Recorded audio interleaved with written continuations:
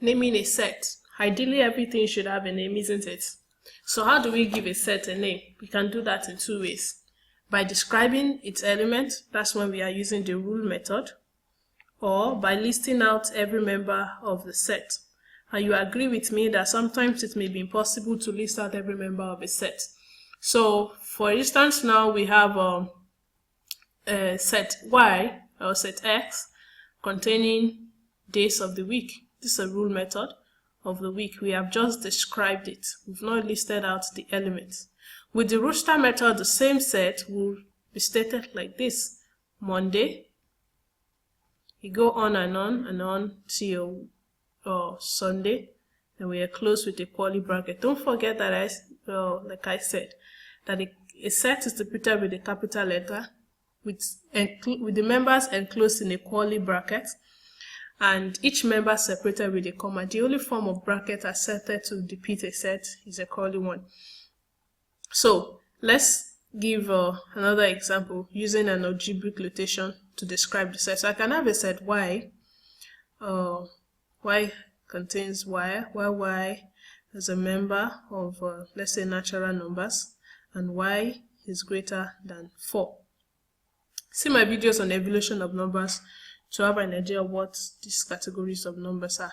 So now the number line for natural numbers is like this. Natural number starts from 1, but we have been told that Y is greater than 4. So that means, and is non-inclusive, doesn't include 4. The next number after 4 is 5. That means our Y, the set containing 5, 6, 7, it goes on and on till infinity. We cannot write that out, so we end it with an ellipsis. So let's see some other examples and try to interpret them.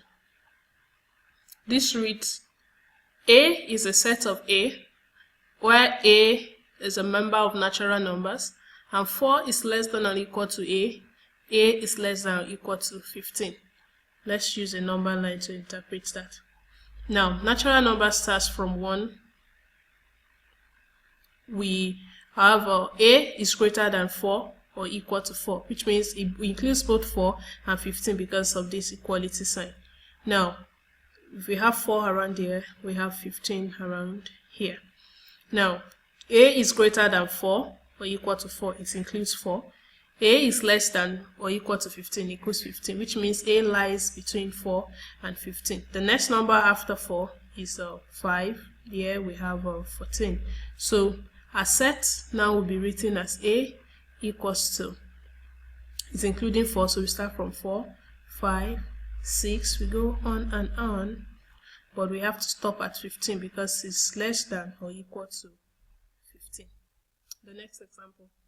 Now X is a set of X such that X is an integer, but 0 is less than X unless X is less than or equal to 10. Now, an integer, says 0 is less than X. An integer, we have 0, we have 1, 2, we have both positive. To the left side, we have negative integers. See my video, as I've said, the link will be below. Now, X is greater than 0, so we have to forget this part of the line. X is greater than 0, we are obviously starting from 1. We're starting from 1. So, but it's less than or equal to 10. 10 somewhere around here. Less than or equal to 10, which means it also includes 10. So our set X includes 1, 2, 3, 4, and we go on and on till 10. The last example. D is a set of positive integers whose squares are less than 14. Positive integers start from 1.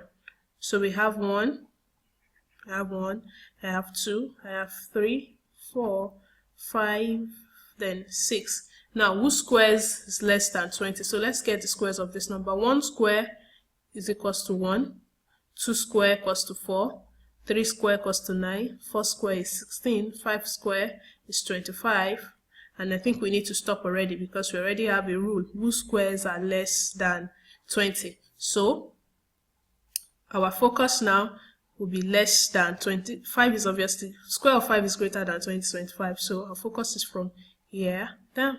So And numbers whose positive integers whose squares are less than 20 will be D, with set of 1, 2, 3, and 4.